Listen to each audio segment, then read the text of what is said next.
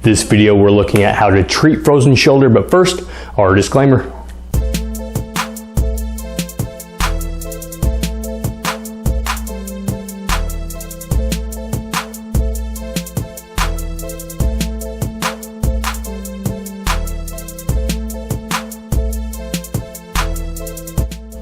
Mike Matthews, physical therapist here with the PT411. Thanks so much for joining me. If you already haven't done so, make sure you follow, like, subscribe, Facebook, YouTube, Instagram, TikTok, and Twitter. Also make sure to check out thept411.com. So our second video on adhesive capsulitis, aka frozen shoulder. First video we talked about the misdiagnosis of this as well as how to accurately diagnose the issue. So before continuing on with this video, make sure to check that video out. If we don't apply the right treatment because our classification and diagnosis is off, we end up wasting time and money on something that's not going to help. So again, check out that video before continuing on with this one. Link will be found in the description. The problem is our joint capsule is tight, very tight. We have to stretch it out. This tissue surrounds the primary shoulder joint, the ball and the socket joint between the shoulder blade and the humerus. It is a very thick tissue, and when it stiffens up, it takes three main things to treat it. We need to be consistent with stretching, we need to be frequent with stretching, and patience. Now we have to get it moving. But with true frozen shoulder, we have to time it properly. There are 4 stages, and if we try to stretch it during the pain or the freezing stages, we aren't doing any good. We're just putting ourselves through pain without reward. If we have this problem and 4 to 6 weeks into treatment, motion is still getting worse, we're still in these phases, and it's time to rest. Wait about a month, then try again. This does not mean that if we see no progress during the first 3 weeks or so that we haven't diagnosed it correctly. That is the behavior of this. When I say it takes time to treat, I mean it takes time to treat, 4 to 6 weeks to see some sort of concrete improvements. And sometimes it'll take 9 months, if not longer, for full recovery. So to the treatment, we need to stretch out this tissue. We can listen to our symptoms to let us know we are doing enough to force the tissue to incur enough trauma to remodel it longer. Simply put, we need to be uncomfortable. We need a moderate amount of pain when stretching the shoulder. But this does not mean that the harder we push, the more we get out of it. There is a limit. We don't have to kill ourselves. We don't do any favors by going through extreme pains. At a certain point, we can cause too much trauma, signal inflammation, so much so that we end up taking steps backwards. We need to make sure that we go through moderate, not major pain. The recommendations, the parameters will stay the same when it needs to be performed several times a day, so it's best not to load down with too many of them at the same time. So ideally, frequently enough, it means every 2 to 4 hours, we need to do 20 reps each direction, holding about 3 seconds on each one, and it needs to be a moderate amount of discomfort. Now onto the exercises. Now we'll start off with the broomstick. We hold onto it with both hands and stretch it. First we go into flexion, going upwards from the front.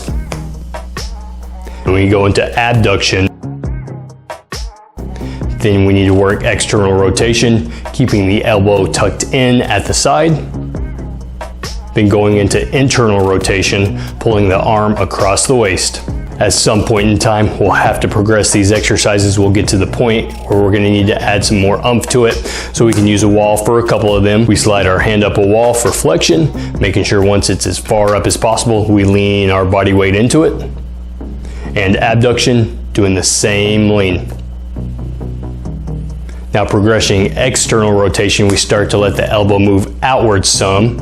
As this gets easier, we progress that angle upwards more and more until our shoulder is at that 90-degree angle. This can take several months to progress to get it this far. Now progressing the internal rotation, we change from dragging the hand across the waist to pulling up the back. Also, once we can get the arm at least elevated to parallel to the ground, we need to start working on our horizontal adduction. We just pull the other arm across the body, across it. Don't go too low. We need to clear our chest and musculature and those ribs, so come up closer to the neck. We also need to work into horizontal abduction, working the arm away from the body. Finding the corner, arm out to the side, rotate the body away from the wall. Progressing this one, we need to bend the elbow, place the hand up higher to do the same movement.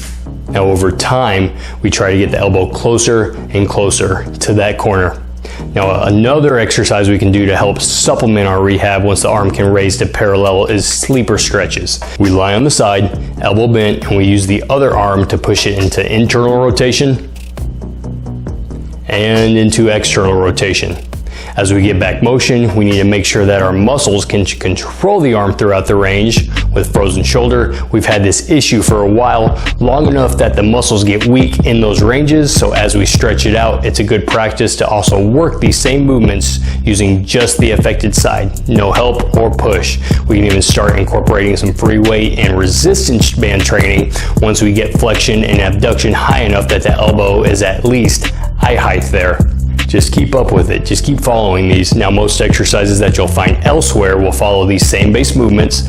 Some may work better than others for each individual. So if you find an exercise elsewhere that you prefer, more power to you. Just keep those parameters. Every 2 to 4 hours, 20 repetitions, 3-second holds. Each and every single rep needs to be moderately painful. So now a couple important closing points. So just bear with me for just a short time longer. We mentioned it takes quite a bit of time to get back motion. If we see an improvement with treatment shorter than 3 weeks, we probably misdiagnosed this. If this happens, we most likely have an impingement or a derangement. This is not a bad thing. These respond much quicker as we aren't stretching a restricted tissue or just mobilizing some sort of obstruction. Sometimes these take next to nothing to address. General movements like what's found in this video can address this. Sometimes they may have a directional preference.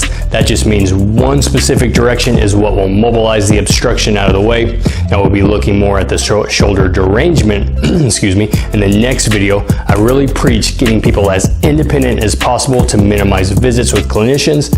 I want people to have as much self-reliance and control over their own health. Now that's really the reason why I started this channel. But in this situation, being able to get a little external assistance from a PT with hands-on mobilizations to supplement that home exercise program is one of the best things I can recommend in this video. Yes, again, it can be done on its own, but it's a slow-moving process that can discourage people from seeing recovery to the very end. Having a PT throughout this process can help accelerate the process and give you some external feedback on progress. Someone that is not around your shoulder at all times like yourself is, and more likely to see the small changes that can really just help facilitate that encouragement and motivation. Now, I can't stress enough how long it takes to go through this process. I really do not want anyone getting discouraged. We have a lot of control over our bodies and health. This is a tough problem to deal with and come back from, but that's the thing, we can come back from it. 9 months of a slow progress with pains that we do desensitize you. Over time, this is much better than our lifetimes of motion that is so limited that the arm is basically rendered useless. Just keep chopping away at it. Find a PT to see. If you can't afford one because of the cost or the time that it consumes, we're there to see you less often as well. We want you to succeed and we will tailor things to your needs. Again, I'm Dr. Mike Matthews with the PT 411. Thanks for joining me.